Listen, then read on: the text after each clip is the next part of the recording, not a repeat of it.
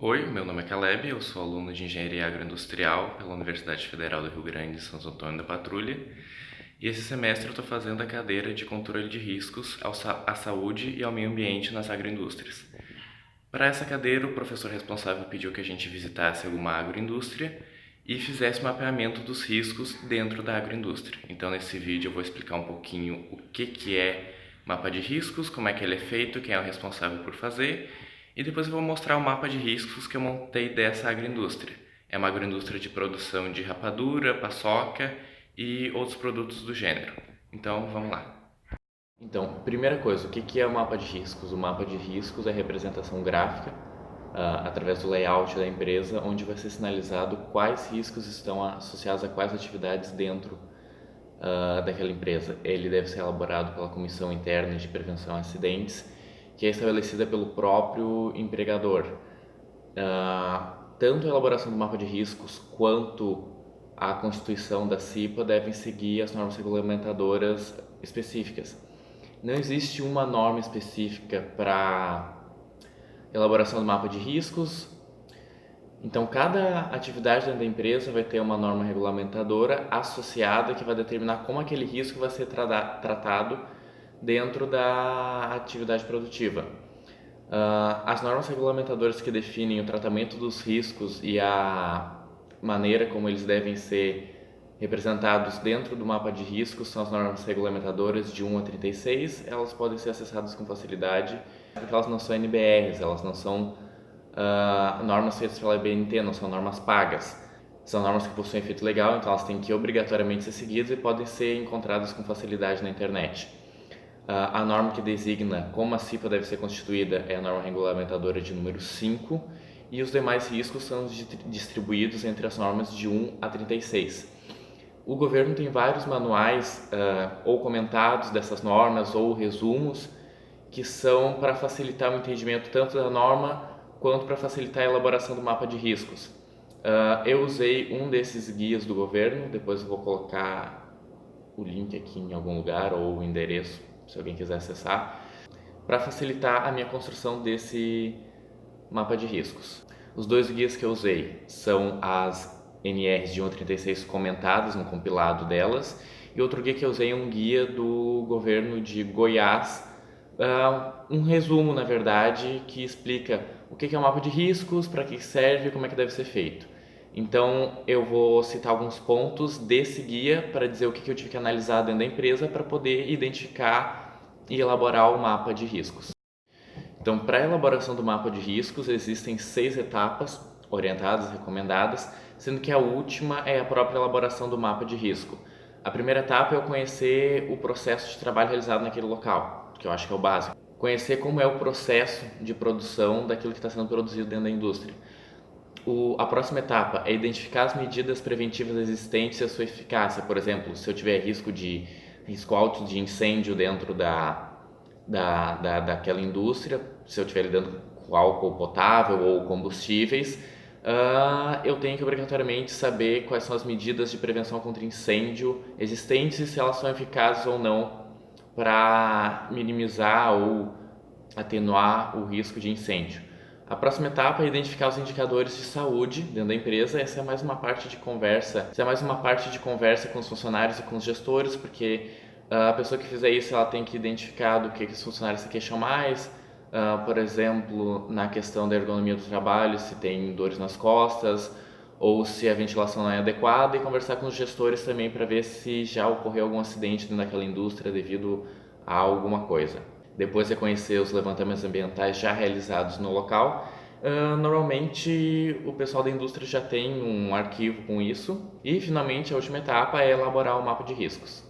Como o objetivo do trabalho não é fazer um mapa de riscos para ser utilizado pela indústria, e sim tentar elaborar um mapa de riscos a partir dos conteúdos passados em sala de aula, eu foquei nas etapas de conhecer o processo e entender os riscos relacionados a ele. Então, por exemplo, a parte dos indicadores de saúde, do levantamento ambiental, como para uma indústria de rapadura, isso não representa um risco muito grande, eu não julguei pertinente. Então, eu pulei essas etapas, analisei o processo, analisei os riscos presentes e elaborei o mapa de riscos.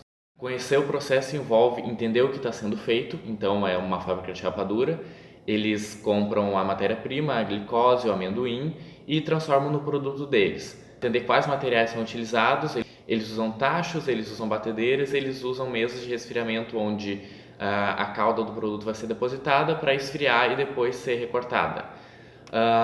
Também é necessário saber mais ou menos o número de trabalhadores, são em torno de 30 trabalhadores dentro da indústria, de 20 a 30.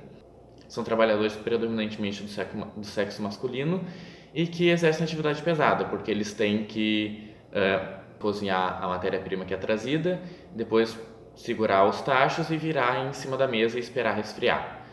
A segunda etapa, que é identificar os riscos no local, eu vou deixar para falar quando eu mostrar o mapa de riscos. Eu mostro junto algumas fotos que o gerente de produção deixou eu tirar de dentro da empresa e mostro o layout da empresa e digo por que eu identifiquei um risco ou outro. E a outra etapa na elaboração do mapa de riscos que eu julguei pertinente para esse trabalho é identificar algumas das medidas de prevenção e a sua eficácia. Então, ver se os caras têm extintor. Eles tinham um extintor suficiente para o risco que eles tinham, que era o tacho onde eles fazem a rapadura. Não é um risco muito grande e eles tinham mais ou menos 2 extintores em cada sala, em cada local dentro da indústria. Então, aparentemente é suficiente. Todos os funcionários usavam uniforme feito de um tecido que parecia ser algodão, que é o mesmo material que é feito os jalecos do pessoal que trabalha em um laboratório. Então, eu creio que isso é provavelmente para evitar tanto contaminação, como no caso de acabar virando o produto, evitar uma queimadura mais grave. Para isso, todos eles usavam bota. Eu conversei com o gestor, conversei com alguns professores depois, eles disseram que tu usar bota no ambiente desses é fundamental porque previne alguma coisa cair no pé e machucar. Então, isso eu achei bacana. E outra coisa, eles usavam touquinha para evitar do cabelo cair no alimento que eles estão produzindo. Isso fica mais na parte de boas práticas de fabricação e não tanto da segurança do local de trabalho e prevenção de acidentes, tá? Agora eu vou passar algumas fotos que eu tirei dentro da indústria e um mapa de riscos que eu elaborei. Então, para começar, eu vou mostrar o mapa de riscos que eu elaborei. Esse aqui é o layout da empresa. Eles têm a linha de produto deles, que é o mandolate, que eles produzem separado dos outros produtos. Eles têm a rapadura, o crocante e a paçoca. Então, aqui é a área de entrada e saída da empresa, onde eles trazem a matéria-prima, processam aqui dentro e depois saem com o produto. Aqui nessa parte fica estocado o produto. E eu vou explicar um pouquinho o mapa de riscos. A representação gráfica do risco no mapa de riscos deve seguir um padrão. Esse padrão é que o tamanho do risco será representado pelo tamanho do círculo que a gente desenhar no layout da indústria. Então, um círculo grande representa risco grande, um círculo médio, risco médio, um círculo pequeno, risco pequeno. E a cor dos círculos, que também é padronizada pelas NRs, vai representar qual risco está associado àquela atividade produtiva. Então, por exemplo, vermelho é risco químico, verde é risco físico e as outras cores têm os seus respectivos riscos. Risco químico eu não representei dentro da minha atividade produtiva porque ele não está associado diretamente à produção de rapadura. Então, não tem por que representar. Pode na limpeza, por exemplo, de um dos recipientes acabar ficando algum resíduo, alguma coisa, até pode, mas não é algo como se estivesse sendo produzido um produto químico ou sendo utilizado um produto químico para produzir rapadura que pudesse dar um vazamento e acabar afetando o que trabalha ali. Então o risco químico não entra. Riscos físicos e riscos mecânicos normalmente são confundidos. Riscos físicos têm a ver com a infraestrutura do local e com alguns fatores físicos a que o trabalhador está exposto. Por exemplo, calor excessivo, frio excessivo, barulho excessivo são riscos físicos. Riscos mecânicos são riscos de acidente. Por exemplo, o troço está mal empilhado lá e tem risco de cair. Isso é um risco mecânico, que difere do risco físico. Risco biológico está associado à presença de micro-organismos, de fungos e coisas do tipo que eu não vi em nenhum lugar dentro da indústria. Então, aparentemente está tranquilo, eu não representei risco biológico. E risco ergonômico diz respeito à ergonomia mesmo do trabalhador dentro da indústria, a postura que ele tem que ficar para poder trabalhar.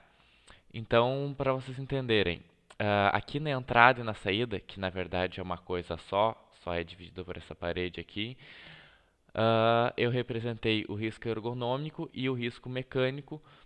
Por quê? É muito apertado aqui, tanto a entrada quanto a saída, e o estoque deles fica aqui na saída. Então é bem difícil manipular as caixas que eles colocam no estoque, porque as prateleiras ficam muito apertadas umas contra as outras, e isso é ruim de manipular. Então eu marquei um risco ergonômico grande e marquei um risco mecânico ou risco de acidente médio, porque eventualmente uma daquelas prateleiras pode acabar caindo em cima de alguém ou algo do tipo. Então eu vou mostrar a foto da entrada, que é essa aqui. Aqui é a entrada deles, até na própria entrada tem alguma coisa de estoque aqui. Por essa parte eles entram para dentro da indústria propriamente dita. E aqui é a saída onde eles estocam os produtos deles. Tirei uma outra foto só da saída aqui, então dá para ver a prateleira, aqui os produtos alocados, e o espaço aqui é bem pequeno, então para o trabalhador que tem que manipular essas caixas que estão mais aqui em cima, isso representa um risco ergonômico grande e um risco médio de acidente. Dando continuidade aqui no mapa de riscos, a gente vai para a parte de embalagem. E eles têm, de novo, a embalagem do Mandolate é separada da embalagem dos outros produtos, assim como a produção do Mandolate é separada da produção dos outros produtos deles. Aqui na parte da embalagem eu marquei risco ergonômico grande de novo, porque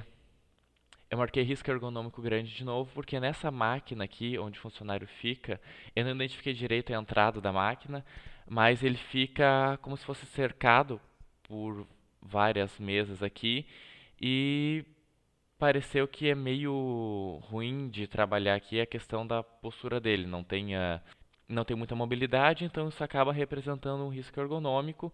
E também marquei risco ergonômico grande porque o trabalho aqui é bem repetitivo. Aí pega o produto, embala, fecha, pega o produto, embala, fecha, e isso dentro das NRs é suficiente para classificar um risco ergonômico grande.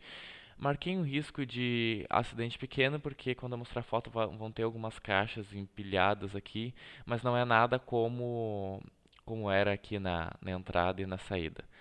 Deixa eu mostrar a foto. Aqui é a parte da embalagem. Tem uma máquina aqui ociosa que eles não estão usando no momento. Aqui o funcionário que fica na embalagem da paçoca, rapadura e pé de moça. E aqui a gente vê o pessoal trabalhando na embalagem do mandolate e aqui algumas caixinhas de mandolate empilhadas. Provavelmente eles estivessem transportando isso aqui no momento, mas estava fora do lugar isso aqui. Aqui as caixas para a embalagem do mandolate. Continuando no mapa de riscos, depois que a gente passa a parte da embalagem, a gente pode ir para duas partes. A parte da produção do mandolate e a parte da produção dos outros produtos. Aqui eu até escrevi caldeiras aqui e aqui caldeira com exaustor também, mas não é. São tachos que eles usam. Caldeira tu tem que ter um aquecimento externo e estrutura para tu ter fluxo e troca de calor, então é bem mais complicado, tá? São tachos que eles usam aqui.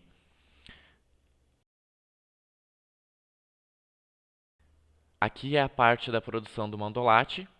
A gente vê as mesas onde eles colocam o produto que eles cozinharam, que depois vai se transformar em mandolate, que eles esperam resfriar para cortar e passar o açúcar de confeiteiro. Aqui algumas prateleiras onde eles colocam o produto. Aqui a gente vê os tachos onde eles cozinham a pasta base para o mandolate. Tem exaustor, tudo direitinho, tem uma saída aqui de emergência. É bem ventilado. E aqui as batedeiras onde eles misturam os ingredientes para fazer o mandolate. Eu identifiquei risco médio, tanto ergonômico, porque tanto o recipiente que eles colocam na batedeira, que depois eles têm que remover e levar para o tacho para cozinhar, e tanto o recipiente que eles tiram do tacho e colocam em cima das mesas para esperar resfriar, são recipientes pesados, ainda mais cheio de produto que eles estão fazendo. Então, risco ergonômico pelo transporte do peso. Risco físico eu marquei por causa do calor aqui dos tachos, que classifica o risco físico, e risco mecânico porque eventualmente alguém pode acabar erguendo um daqueles tachos aqui é mais apertado, o ambiente é mais fechado do que da produção dos outros, então eventualmente pode acontecer de alguém acabar derrubando um dos tachos ou do recipiente que vai na batedeira. Então eu marquei risco médio de acidente aqui. Aqui na parte da produção dos outros produtos, que tem o crocante, tem a rapadura e a paçoca, a gente vê que a iluminação já não é tão boa, é bem ventilado, tem aqueles exaustores circulares em cima e tem também a saída de emergência, então isso está ok. Mas não é tão bem iluminado quanto a parte do mandolate. Aqui tem um espaço um pouco melhor para caminhar, para os funcionários se locomoverem com o tacho que eles vão tirar e colocar em cima das mesas. Então eu sinalizei risco físico, tanto por causa da iluminação, tanto por causa do calor. Aqui eles estão expostos aqui trabalhando com o tacho. Risco ergonômico eu marquei médio também, porque eles têm o mesmo processo repetitivo de erguer o tacho pesado e virar em cima da mesa, mas o risco de acidente eu marquei menor nessa área aqui da empresa, porque aparentemente o fluxo, a circulação deles aqui é mais facilitada. Como vocês podem ver aqui no mapa de riscos, foram esses os 3 riscos que eu marquei. Outra parte dentro da indústria da qual eu acabei não tirando foto é a parte do chocolate, que eles pegam os produtos que eles fazem e colocam nessa esteira que recobre os produtos com chocolate. Para mim é o trabalho mais confortável dentro dessa indústria, porque é refrigerado, é friozinho aqui dentro, não é muito frio, mas é friozinho e a bancada aqui da esteira fica na altura dos braços do funcionário e facilita a manipulação, eles não têm que se abaixar para conseguir trabalhar aqui nessa bancada. Então eu sinalizei risco ergonômico pequeno por causa da atividade repetitiva e risco físico pequeno também por causa do frio, mas não é um frio excessivo, não é algo desagradável. Saindo dessa parte aqui onde eles fazem os produtos deles, a gente vai para a parte onde eles recebem o amendoim, que eles têm que torrar, armazenar e descascar o amendoim, que daí é separado. Tu tem que sair por alguma das portas e entrar pelo lado de fora da indústria nessa parte aqui. Essa aqui é a parte do amendoim, são sacos e sacos de amendoim, é bastante coisa, que eles estocam aqui. Aparentemente o estoque tá ok, é bastante coisa, mas tem fluxo para o cara passar por aqui, pegar os sacos. E eu imagino que para levar para dentro da indústria, com certeza é colocado em algum carrinho, alguma coisa do tipo. Mas dentro dessa própria área aqui, onde vai aparecer a torra e a moagem depois, o cara pega isso aqui no braço e coloca lá. Então eu sinalizei risco ergonômico e risco de acidente, porque realmente pode acontecer um risco de acidente aqui e esses sacos são pesados. Eles levam para a torra, aqui tem o exaustor. Essa máquina, pelo que eu me lembro, ela estava desativada na hora, ela estava em manutenção, mas quando ela está operante, ela fica um pouquinho mais para trás para ficar embaixo do exaustor, enquanto o amendoim está sendo torrado. Depois da torra, ele é colocado nessa outra máquina aqui para ser descascado. O barulho aqui dentro é muito grande, nessa parte aqui, essa máquina é muito barulhenta. Então eu sinalizei risco físico também um pouquinho maior por causa do barulho, que é bem grande. Vamos olhar aqui no mapa de riscos. Sinalizei risco ergonômico grande por causa da atividade repetitiva e de risco de ocorrer má postura aqui no manipular o saco de amendoim. Risco mecânico médio, porque pode ocorrer um acidente, e risco físico médio também. Esse foi o trabalho de elaboração do mapa de riscos, eu acho que ficou bem completo e espero que tenha atendido as expectativas do que era exigido para esse trabalho. Um abraço e até a próxima.